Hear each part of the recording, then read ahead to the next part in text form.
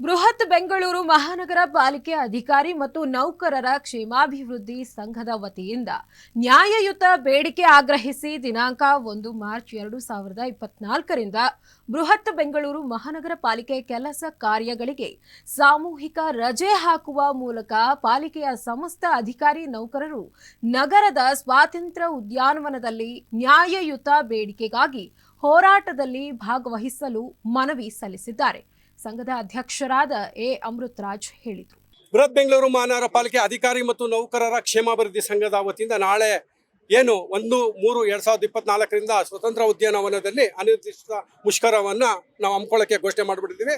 ವಿವಿಧ ಬೇಡಿಕೆಗಳೆಂದರೆ ಪ್ರಮುಖವಾಗಿ ಏನು ಈ ವಿಶೇಷ ಆಯುಕ್ತರು ಕಂದಾಯ ಬಂದಿದ್ದಾರೆ, ಅವರು ಬಂದಾಗಿನಿಂದಲೂ ಸಾಕಷ್ಟು ಮಾನಸಿಕ ಕಿರುಕುಳ, ಮಾನಸಿಕ ಹಿಂಸೆ ಕೊಡ್ತಾನೆ ಇದ್ದಾರೆ.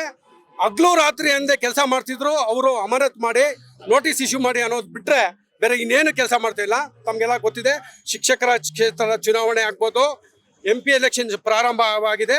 ಇದ್ರ ಜೊತೆಯಲ್ಲಿ ಕಂದಾಯ ಸಂಗ್ರಹ ಮಾಡೋ ಕೆಲಸ ನಿರ್ವಹಿಸಲು ಬೃಹತ್ ಬೆಂಗಳೂರು ಮಹಾನಗರ ಪಾಲಿಕೆ ಪ್ರಮುಖ ಪಾತ್ರ ನಿರ್ವಹಣೆ ಮಾಡಿದೆ.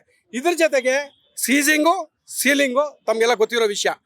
ನಂತರ ಅಟ್ಯಾಚ್ಮೆಂಟು, ಇಷ್ಟೆಲ್ಲ ಕೆಲಸ ಕಾರ್ಯಗಳು ಮಾಡ್ತಿದ್ರು ಸಹ ಜಾಯಿಂಟ್ ಕಮಿಷನರ್ ಮಾದೇಪುರ ಒಂದು ಸ್ಲೋಕಾಸ್ ನೋಟಿಸ್ ಕೊಡ್ತಾರೆ, 10 ದಿನದಲ್ಲಿ ಸಮಜಾಯಿಸಿ ಕೊಡಿ ಅಂತ.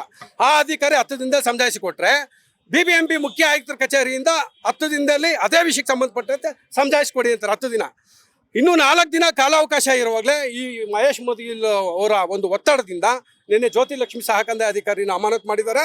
ಈ ಹಿಂದೆ 19/2/2024 ಒಂದು ಸಂಘದಿಂದ ಪತ್ರ ಬರಿತೀವಿ, ಇನ್ನು ಮುಂದೆ ನೀವು ಯಾವುದೇ ಕಾರಣಕ್ಕೂ ಪಾಲಿಕೆ ಅಧಿಕಾರಿಗಳನ್ನ ಅಮಾನತ್ ಮಾಡಿದ್ರೆ ನಾವು ಹೋರಾಟ ಮಾಡ್ತೀವಿ ಅಂತ ಈಗಾಗಲೇ ಹೇಳಿದ್ದೀವಿ.